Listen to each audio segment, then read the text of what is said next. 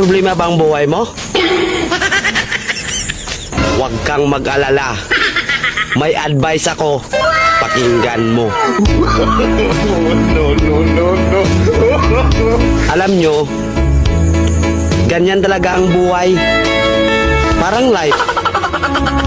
Basta yung importante ay mahalaga.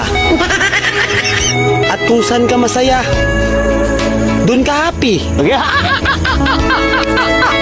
Basta wag kang maniwala sa swerte.